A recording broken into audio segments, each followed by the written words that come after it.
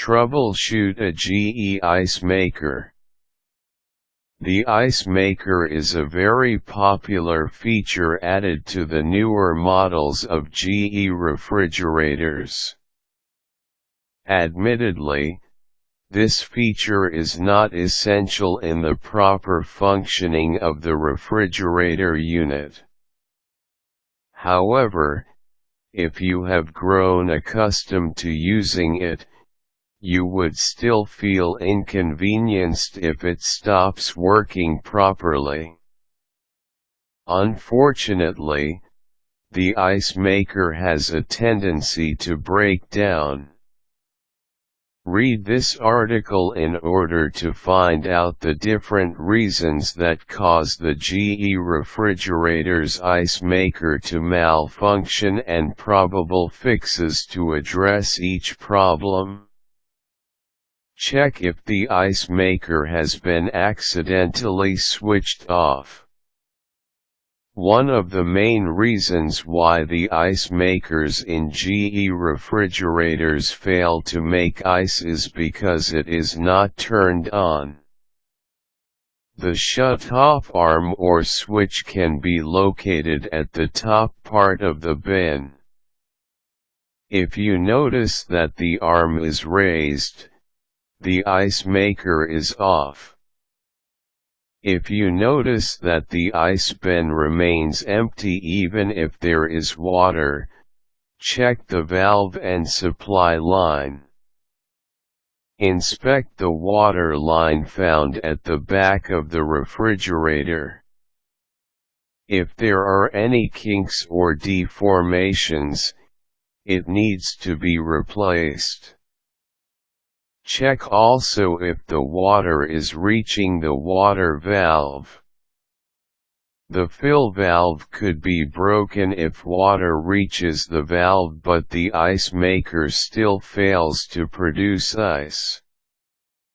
If it has been a while since you last replaced the water filter, it could be high time to do so. Additionally, it could help if you try to vet out the inlet tube. If this happened to be frozen, water will not flow into the trays. You can use a hairdryer to heat this component, just avoid overheating to prevent melting the tube. If the ice maker produces ice but fails to dispense it, the module might not be advancing.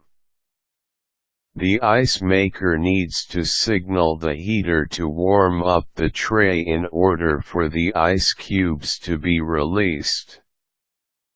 If the control module or thermostat fails to cycle properly, the heater will not get switched on.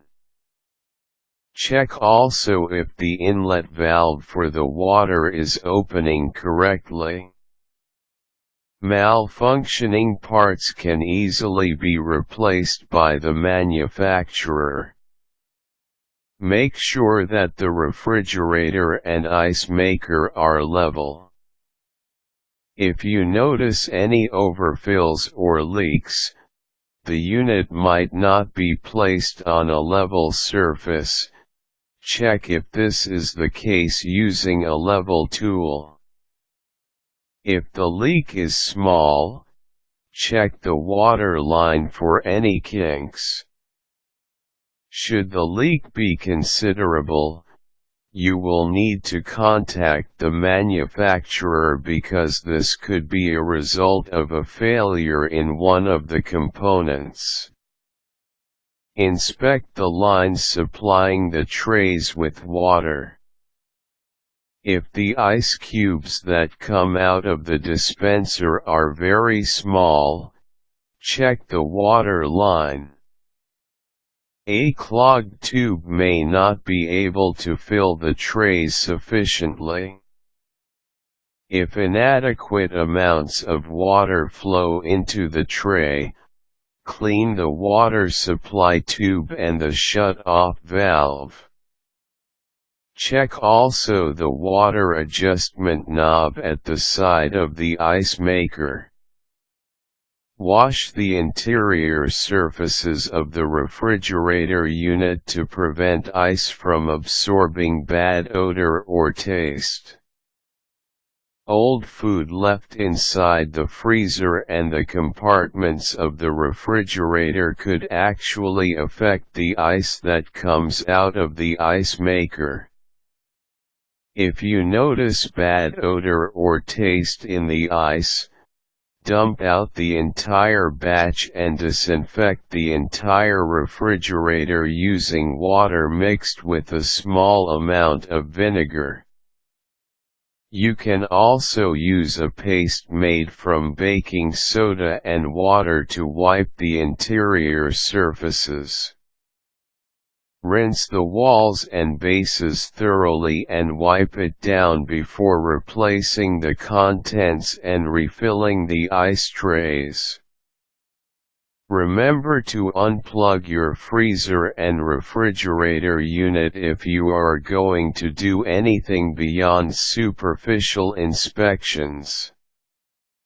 If you have followed all the steps and the ice maker still fails to work as you want it to, call the manufacturer and ask a professional to service the malfunctioning unit.